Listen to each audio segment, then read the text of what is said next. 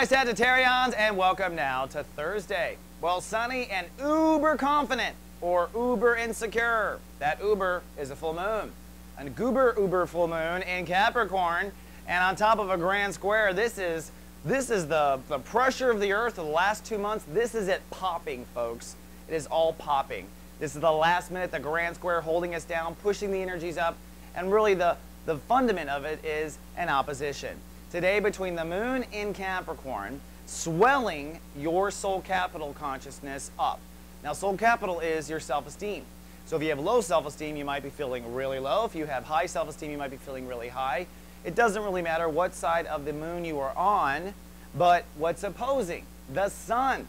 In chapter 3 of Sun in Cancer, and Uranus ruling the day today. What that means is the final breakdown and then breakthrough concerning where boundaries need to be drawn.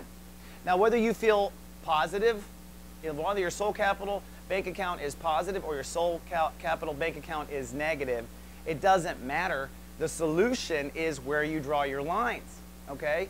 If it's swelling and positive, maybe you need to let something out and invest. Let some boundaries down and invest, right? If you're overwhelmed and have nothing to do and all this energy and I don't know what to, okay, you got all this energy, you don't know how to make it into something?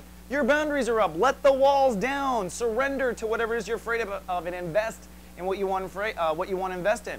If you're feeling spiritually bankrupt, you need to put some walls up. How did all that energy get over, outside of you? You've been giving it away, or people have been stealing it, or you're in relationships that steal it.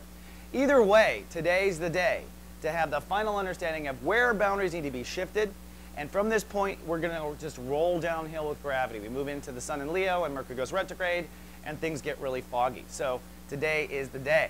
Now, we have some help. Carolyn Nagel, our full moon goddess, is back. She's going to sing her song for you and talk a little deeper about Sun in Cancer versus Moon in Capricorn, and give you that song prescription, something you can whistle today as you are whistling away your boundaries. And Sadika Salter, our Renegade Aromatherapist, is also here in assistance as an earth goddess to bring the powers of plants to the situation. So between Carolyn and Sadika and myself, we got you surrounded.